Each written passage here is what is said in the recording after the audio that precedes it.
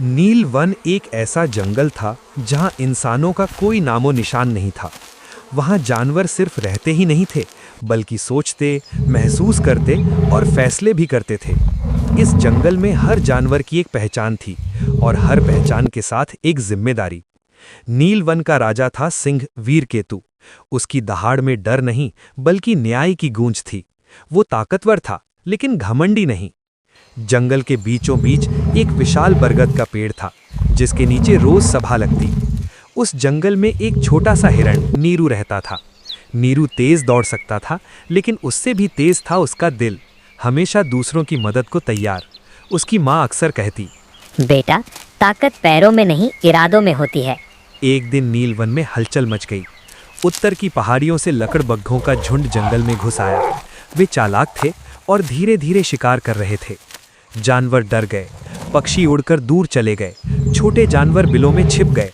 सभा बुलाई गई। हाथी गजराज ने भारी आवाज में कहा, राजन, ये संकट बड़ा है, सीधे युद्ध से नुकसान होगा।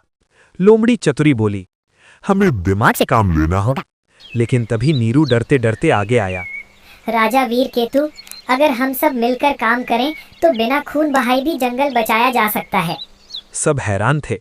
एक छोटा हिरण, इतनी बड़ी बात? राजा ने मुस्कुराकर कहा, बोलो नीरू, नीलवन हर आवाज सुनता है। नीरू ने योजना बताई। लकड़बग्घे अंधेरे में हमला करते हैं। अगर हम रात को जंगल को रोशन कर दें, आवाजें फैलाएं और उन्हें भ्रमित करें तो वो डर जाएंगे। योजना शुरू हुई। उल्लुओं ने ऊंचे पेड़ों से तेज आवाजें निकालीं, बंदरों ने डालियां हिलाईं, हाथियों ने जमीन पर जोर से पैर पटके, जुगनुओं ने पूरे जंगल को चमक से भर दिया। लकड़बग्घे घबरा गए।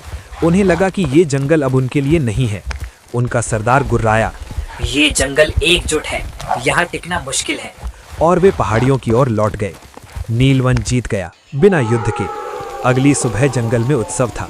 फूल खिले, पक्षी गाने लगे। राजा वीरकेतु ने सभा में घोषणा की, आज से नीरू सिर्फ एक हिरण नहीं, बल्कि साहस और समझ का प्रतीक है।